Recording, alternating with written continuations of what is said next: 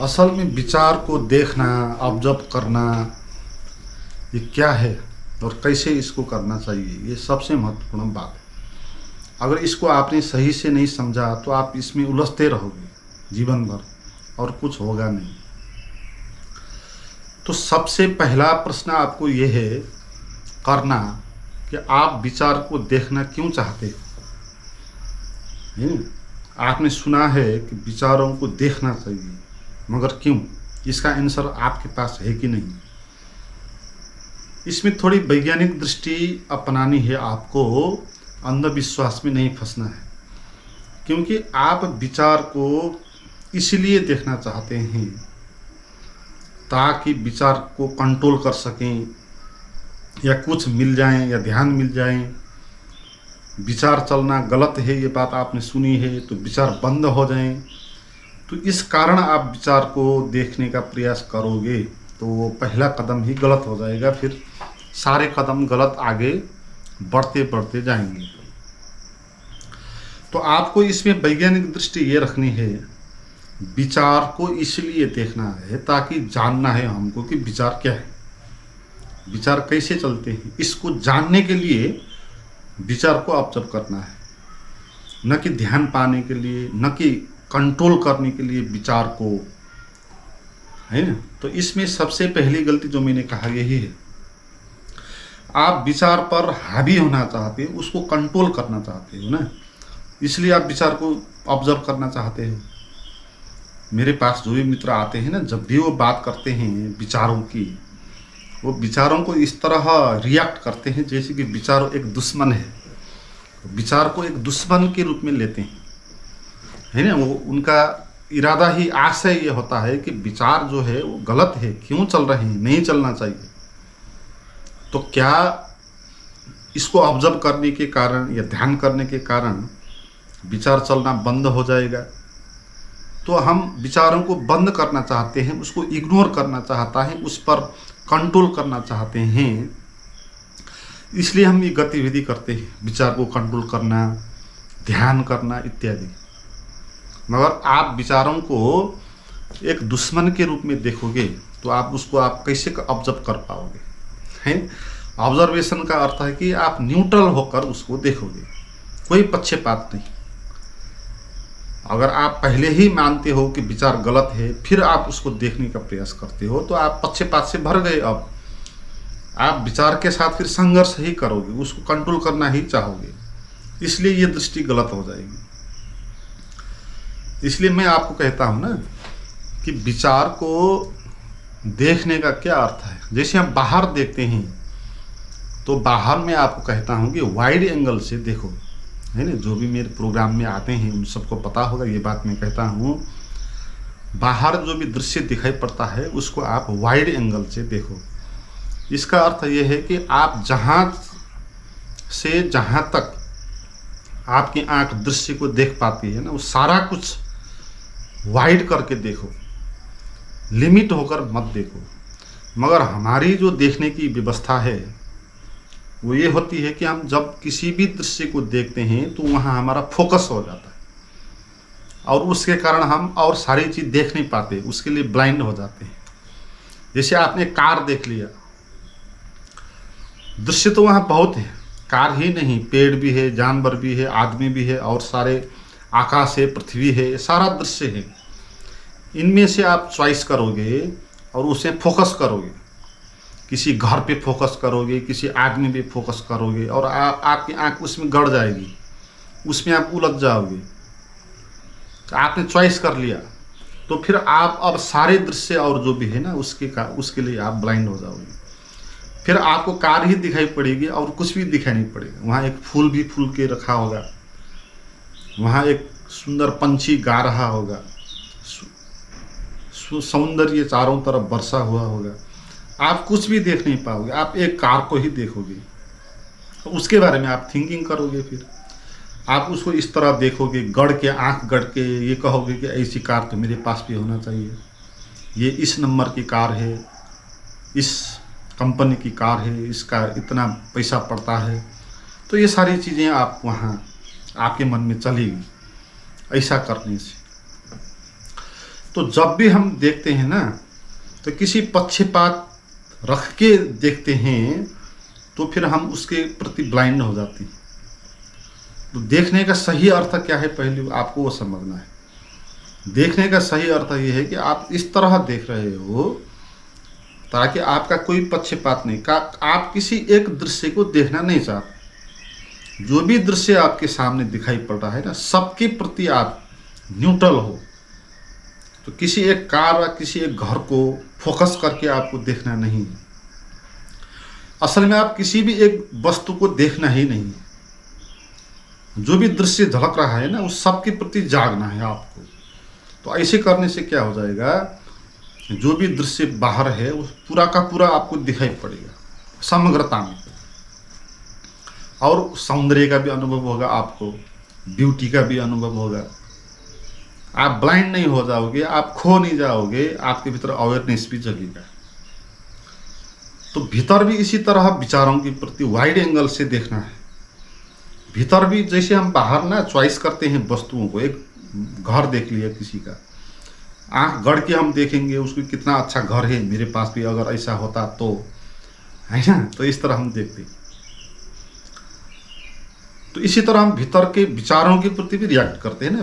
भीतर भी बहुत सारे विचार चलते हैं, जैसे बाहर बहुत सारे वस्तुएं हैं, 1000 वस्तुएं हैं, ऐसे मन में भी 1000 विचार हैं। तो उन विचारों में से हम किसी एक विचार को फोकस करेंगे और फिर उसी के बारे में थिंकिंग करना प्रारंभ करेंगे, और इस कारण क्या हो जाएगा, आप अन्य विचारों से ब्लाइंड हो जाओगे, है ना। तो पहले किसी भी मान्यता को मत रख के बिना आप चीज़ों को देखो, क्योंकि आप ना चीज़ों को देखना चाहते हो कि वो क्या है, आप पाना नहीं चाहते किसी भी चीज़ को। तो इस दृष्टि से आप अपने विचारों को देखना है। तो पहले तो ये बात आपको ध्यान में रखनी है कि आप विचार को क्यों देखना चाहते हैं। तो आप कुछ पाने के लिए विचारों को देखना चाहते हो, विचारों को कंट्रोल करने के लिए विचारों को देखना चाहते हो, तो आपकी यात्रा गलत बढ़ती जाएगी, आप पक्षपात से भरे रहोगे, और इससे आपका विचार नियंत्रित भी नहीं होगा। क्योंकि विचार को कौन नियंत्रण करेगा, विचार को कौन देखेगा। विचार को जो देखने का प्रयास करता है ना, वो भी एक विचार होता है ना। आपके मन में बहुत सारे विचार आए, आपके मन में कार का विचार आया, तो आप उसमें चिंतन करोगे कि मुझे कार खरीदनी है और ऐसे ऐसे इस मॉडल की कार में खरीद कर लूँगा।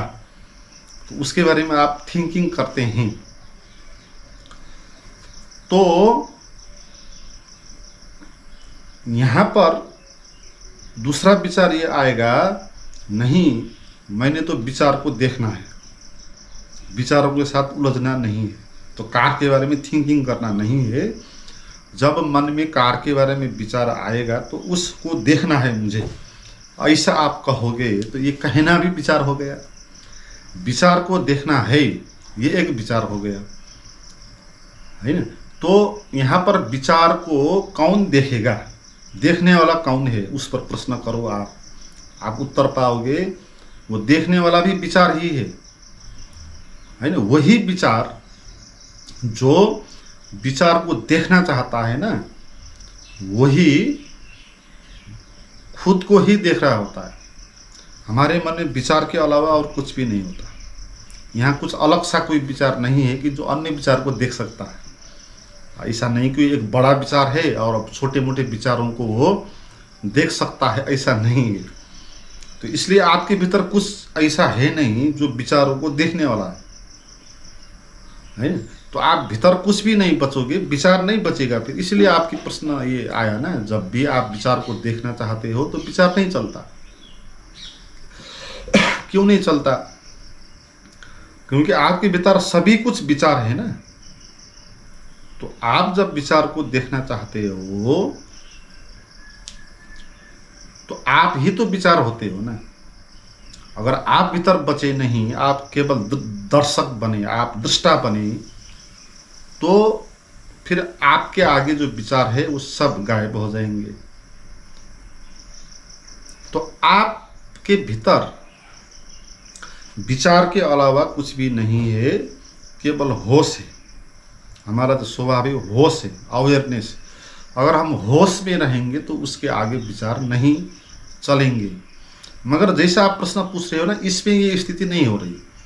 इसमें ये स्थिति हो रही है, आप विचारों को देख रहे हो तो आपके मन में और सारे विचार नहीं आ रहे, मगर ये विचार आ रहा है कि विचार को देखना है, इस पे आप उलझे हो हैं।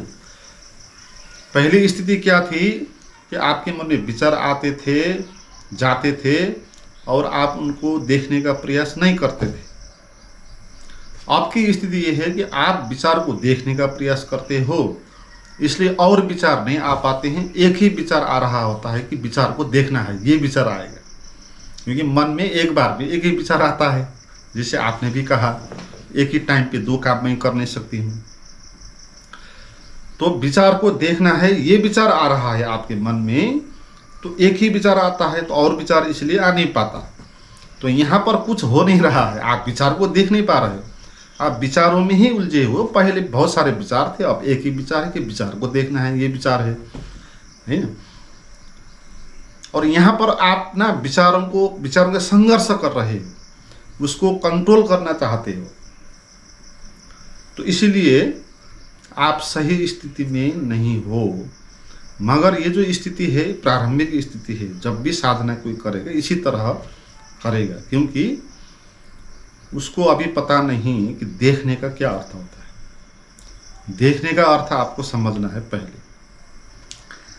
जैसे मैंने कहा ना, अभी हम जो बाहर देखते हैं उसमें क्या होता है, देखने का अर्थ ये होता है हम किसी भी वस्तु को फोकस करते हैं, उसमें आंख गड़ लेते हैं वस्तु पर, और हमारा उद्देश्य ये होता है कि उस पर हावी होना है ना। जैसे कोई गाय को देख रहा है, अगर मुस्लिम हो तो इस तरह देखेगा कि जैसे उसको खाना है, और हिंदू देख रहा है गाय को तो इस तरह देखेगा कि जैसे पूजा करनी है।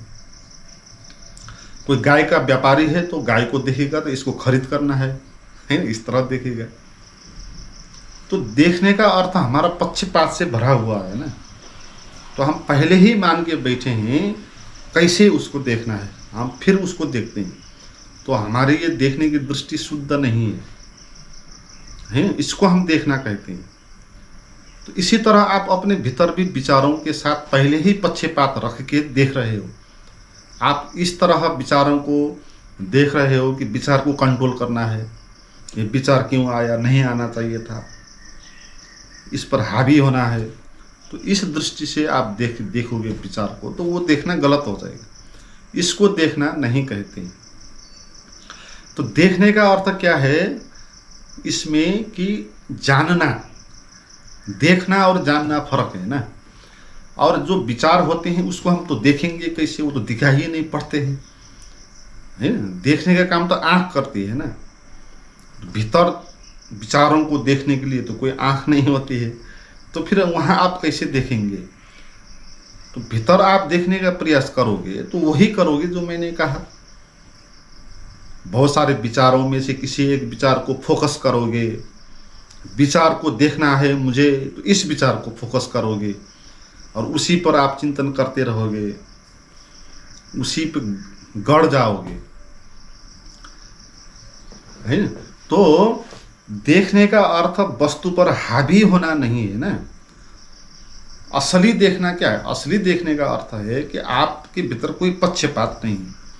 आप जैसा झलकता है आप उसको झलकने देते हो।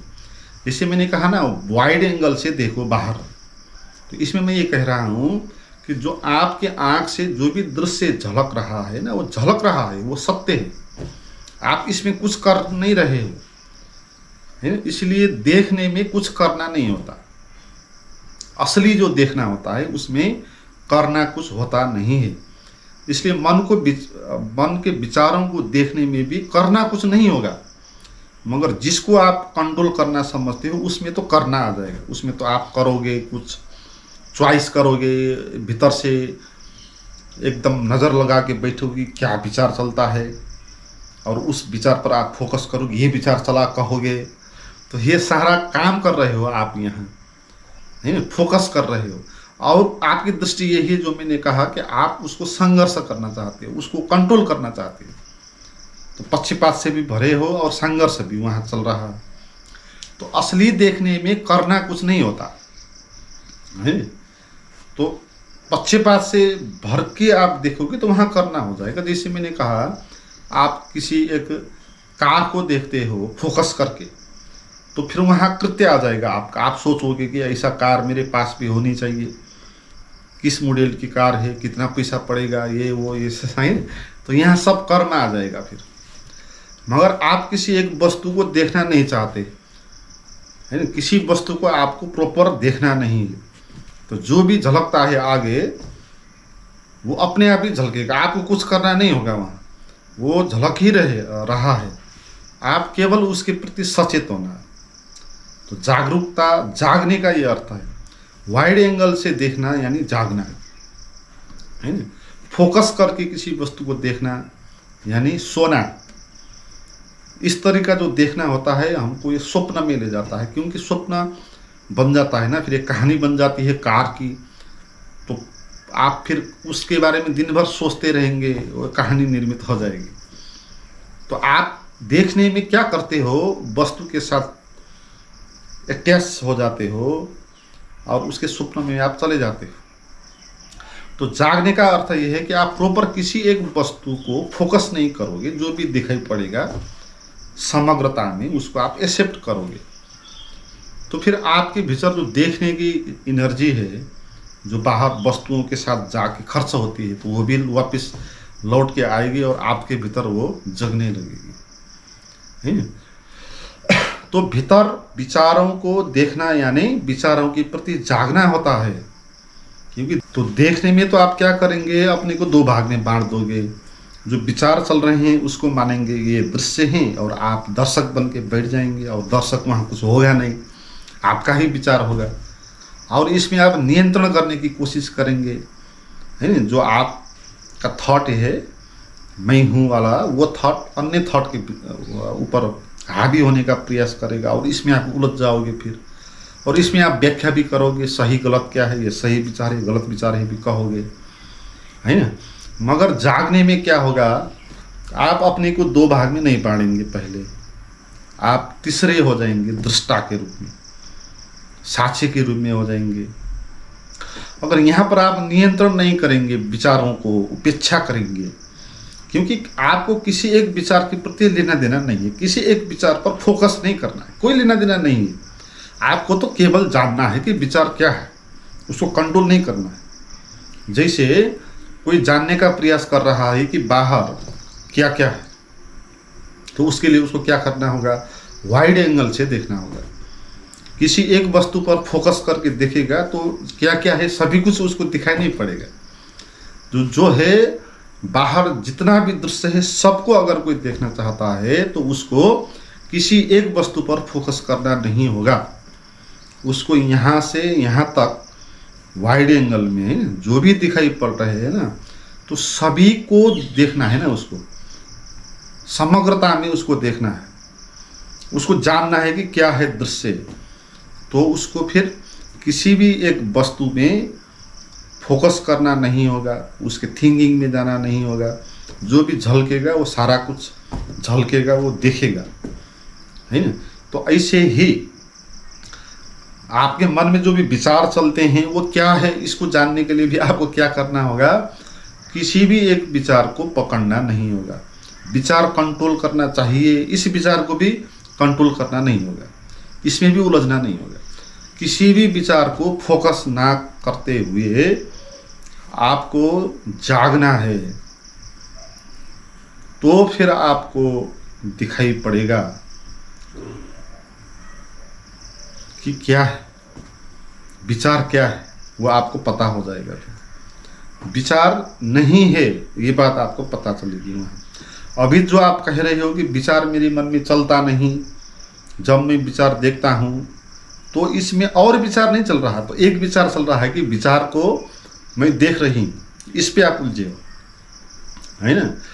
मगर इस वाइड एंगल की दृष्टि से जब आप देखेंगे भीतर, तो यहाँ ये विचार भी नहीं चलेगा कि मैं विचार को देख रहा हूँ, ये भी विचार है ना, तो ये भी विचार नहीं बचेगा। इसलिए आपको समस्या हो रही है, नहीं तो आपको समस्या ही नहीं हो सकती, प्रश्न ही नहीं बनता आपका। अगर सच में आप विचार को देख रही हो और देखने में विचार नहीं आ रहा है तो फिर निर्विचार हो गए आप। तो निर्विचार हो जाएंगे तो फिर आपको वो पीस, वो आनंद, वो साक्षी का बोध आपको हो ही जाता, तो प्रश्न ही नहीं आता ना। तो आपको ही कन्फ्यूजन हो रहा है कि मैं सही दिशा में जा रही हूँ कि नहीं रही हूँ। तो इसका अर्थ ये रहे, आपके मन में एक विचार जब आप विचार को देखने का प्रयास कर रहे हो तब और विचार तो नहीं आ रहा है, मगर एक विचार आ रहा है कि विचार को देखना चाहिए, ये विचार आ रहा है। तो उसी विचार पे आप उलझ रहे हो, तो विचारों के घेरे से आप बाहर नहीं आ पा रहे हो। तो आपको फिर इस विचार को भी पकड़ना नहीं है कि विचार को देखना है ना। इस विचार, क्योंकि पहले ही पक्षपात करके विचार को देखना है, कहना विचार के प्रति एक पक्षपात का भाव रखना है ना। तो कोई भी विचार नहीं चलेगा। इस दृष्टि से आप किसी भी विचार के साथ चॉइस नहीं करोगे।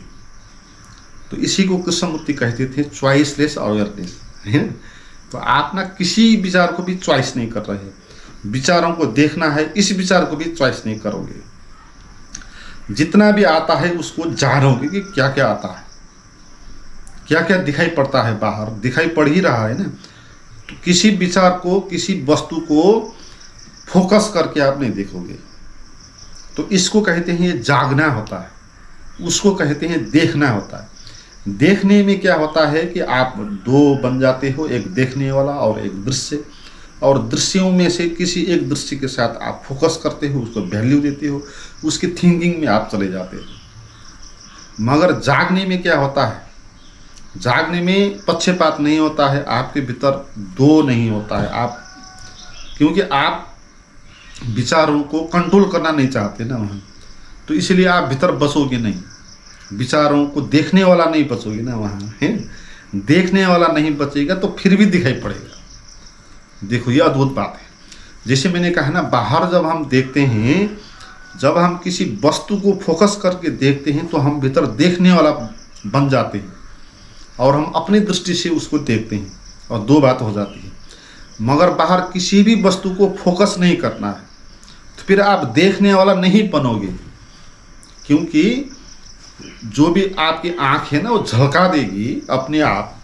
तो देखने में आपको कुछ करना नहीं होगा। वहाँ किसी वस्तु को फोकस करके देखना हो तो आप कुछ करना होगा, आँख गड़ा के देखना होगा, उसका कलर देखना होगा, उसके बारे में जो भी अर्थ है मीनिंग लगाना होगा। तो यहाँ पर आप दर्शक बन जाओगे, है ना, और दो बन जाएगा यहाँ, आप दर्शक और दृश्य। मगर आपको किसी एक वस्तु को देखना ही नहीं तो फिर आप भीतर दर्शक भी नहीं बचोगे, क्योंकि बिना उद्देश्य का दर्शक तो होता नहीं। आप इस तरह देखते हो जैसे कि देखना नहीं है आपको, मगर झलक रहा है तो आप क्या करोगे, दिखाई पड़ रहा है। तो इसमें ना आप दो नहीं होगा, दृश्य और दर्शक दो नहीं होगा, है ना। तो ये स्थिति जागने की होती है। दृश्य और दर्शक जहाँ दो ना बचे, फिर भी दृश्य झलक रहा है तो समग्रता के साथ आप जाग रहे हो। तो ये होता है चॉइसलेस अवेयरनेस, है ना। तो आप विचारों को देखने का प्रयास मत करें। विचारों को देखने का जो विचार है वो भी एक विचार है, उस विचार के प्रति जगना है, उस विचार प्रति भी जगना है। और किसी भी विचार के साथ फोकस ना करते हुए वाइड एंगल से आप बाहर भी प्रैक्टिस करो। आप जा रहे हो, बैठ रहे हो, दृश्य दिखाई दे रहा है, आप कैसे कैसे चीज़ों के साथ अटैच होते हो उसको देखो। क्योंकि भीतर जो हम जैसा करते हैं ना, बाहर भी हम वही करते हैं। बाहर जो हमारा व्यवहार है हमारा भीतर का प्रतिबिंब है। तो भीतर हम विचारों के साथ जैसे जैसे उलझते हैं ना, बाहर भी इसी तरह वस्तुओं के साथ भी उलझते हैं। कोई आदमी दिख गया तो एकदम से आपका ध्यान उसी पे आ जाएगा और इधर उधर की बात देखोगे नहीं, वो दुश्मन है कहोगे, और वो कैसे उसी के बारे में आप देखोगे और ब्लाइंड हो जाओगे। आप जो भी है बाहर दृश्य, आप दो हो जाओगे, आप दर्शक वो दृश्य और कुछ नहीं, ऐसा हो जाओगे, है। तो बाहर भी चल रहे हो, बैठो, दृश्य दिख रहा है तो किसी भी दृश्य को मत पकड़ो, जहाँ तक दिखाई पड़ रहा है ना सारा कुछ के प्रति जगो, तो ये बाहर की साधना है, और इसी को फिर भीतर भी अप्लाई करो। जैसे बाहर बहुत सारी चीज़ें हैं, ऐसे भीतर भी बहुत सारे वर्ड्स हैं, विचार हैं, और वो विचार उससे अलग नहीं, उसी का विचार है। बाहर पेड़ है तो भीतर पेड़ का इमेज है, बाहर आदमी है तो भीतर आपके भीतर आदमी का इमेज है। तो आंख बंद करते हो जब भी उसी का इमेज चलता है ना वहाँ, तो उसी को भीतर भी यही अप्लाई करो कि किसी भी एक विचार को फोकस नहीं करना, देखने वाले विचार को भी नहीं, है ना। तो फिर क्या हो जाएगा, आप एक हो जाओगे, दृश्य और दृष्टा नहीं बचेगा। और जो स्थिति होती है उसी को कहते हैं वो अवेयरनेस, और अवेयरनेस इसी तरह बढ़ती बढ़ती जाती है।